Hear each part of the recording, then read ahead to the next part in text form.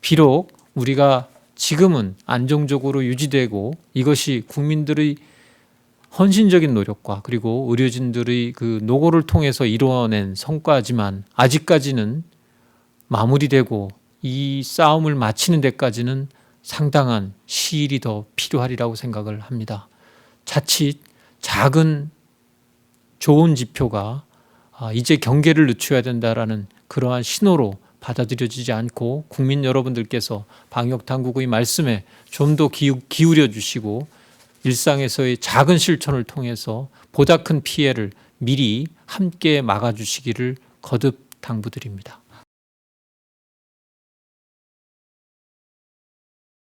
코로나19 신규 확진자 수가 사흘 연속 50명 내외로 유지되고 있습니다. 정부는 사회적 거리두기를 2주간 더 연장하기로 결정하면서 하루 평균 50명 이하로 확진 환자 발생이 감소해야 한다는 점과 방역망 밖의 확진 발생 사례가 5% 이하로 유지되어야 한다고 강조하였습니다. 4월 5일과 6일 각각 47명의 신규 확진자가 나온 이후 어제는 53명의 신규 확진자가 발생하여 50명 내외로 유지되고 있는 점은 긍정적인 신호로 생각합니다. 이러한 추세가 지속된다면 중증 환자에 대한 안정적인 치료가 가능할 것으로 평가됩니다.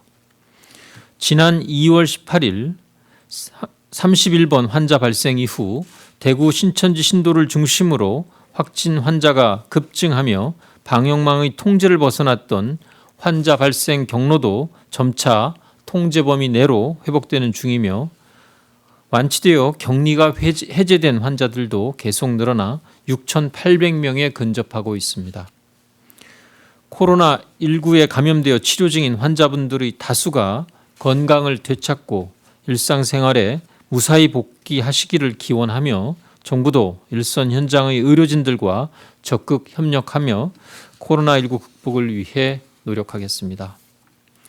그러나 수차례 강조드린 것처럼 코로나19의 확산 위험이 여전히 존재한다는 사실도 잊지 않기를 당부드립니다. 어제 200번째 사망자가 발생하여 치명률이 계속 증가하고 있는 것은 보건당국으로서 매우 가슴 아프고 주목해야 할 대목입니다. 높은 완치율과는 별도로 어르신이나 기저질환자 등의 고위험군에게 코로나19가 매우 위험하다는 사실을 이제는 우리 모두가 알고 있습니다. 특히 80대 이상의 고령층 사망률이 20%가 넘었다는 점을 주목한다면 이분들의 피해와 사망을 최소화하는 것이 코로나19와의 싸움에서 우리 모두의 중요한 숙제입니다. 오늘 중대본 회의에서는 고위험 집단에 대한 방역 강화와 학교, 클럽 등의 취약시설 관리 방안을 중점적으로 논의하였습니다.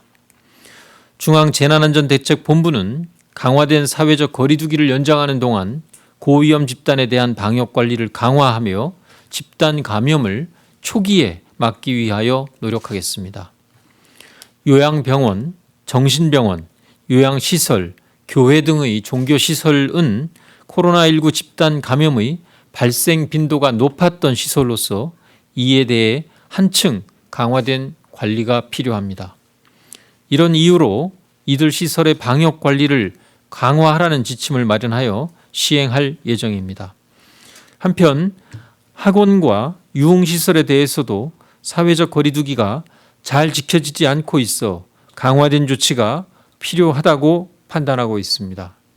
이에 따라 교회, 실내 체육시설 등과 마찬가지로 학원을 대상으로도 운영 중단을 권고하고 불가피한 경우는 정부가 제시하는 방역 지침을 준수하여 운영을 허용하는 행정명령을 오늘 발령하였습니다. 구체적인 방역 지침으로 강사와 학생들에게 전원 마스크 착용을 의무화하고 강의 수강 시에 학생들 사이의 간격을 최소 1m 이상 유지할 것을 제시하였습니다.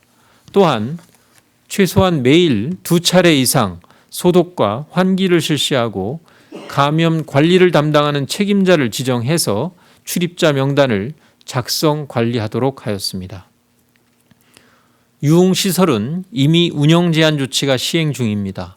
어제 발표한 대로 경찰과 소비자식품위생감시원이 함께 참여하는 합동 점검을 주요 영업시간대에 집중적으로 실시하여 실효성 있는 점검이 이루어질 수 있도록 하겠습니다.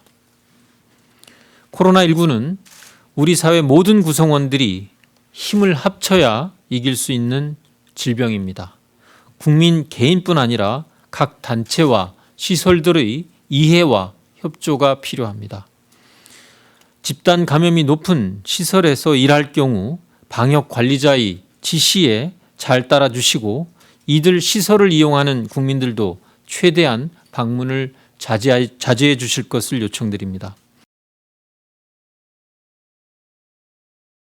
기본적으로 이제 선거에 관한 사무를 최종적으로 결정하고 집행하는 것은 이제 선거관리위원회의 그 판단이기는 합니다만, 정부가 선거 사무를 적극 지원할 그런 그 의무가 있고, 또 당연히 저희들이 이번에 격리가 되신 분들이라고 하더라도 그 최대한 그 국민의 기본적인 권리인 참정권을 보장해 드리기 위해서 최선을 다해야 된다라는 생각에는 추호도 소홀함이 없어야 된다라고 보고 있습니다.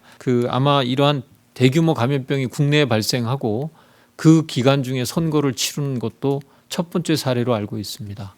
그래서 여러 가지 이러한 기본적인 가치를 실현하면서도 실무적으로는 고민해야 되는 그런 작은 과제들, 실행 과제들이 적지 않다라고 말씀드릴 수 있겠습니다.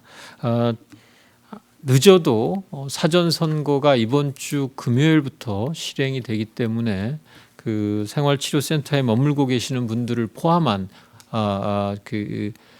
분들의 참정권 보장을 위해서는 저희가 지금까지 지난 주말에도 이 실무 협의를 정부 내에서 또 그리고 선관위와도 지속해서 실행하고 있습니다만, 거의 실무적인 협의가 막바지 단계에 있기 때문에 그러한 협의가 맞춰지는 대로 적정한 경로를 통해서 적정한 당국자가 요 구체적인 방침을 말씀드릴 수 있으리라고 생각을 합니다. 당연히 적지 않은 불편이 있을 수밖에 없습니다. 저희 경우에도 보면 가장 힘든 부분은 아무래도 집안에만 머물러서 활동을 상당히 오랜 기간, 14일이라는 기간이 그렇게 짧지만은 않은 기간입니다. 그 기간을 그렇게 해야 되는 것이 쉽지 않은 일이라고 생각을 하고, 또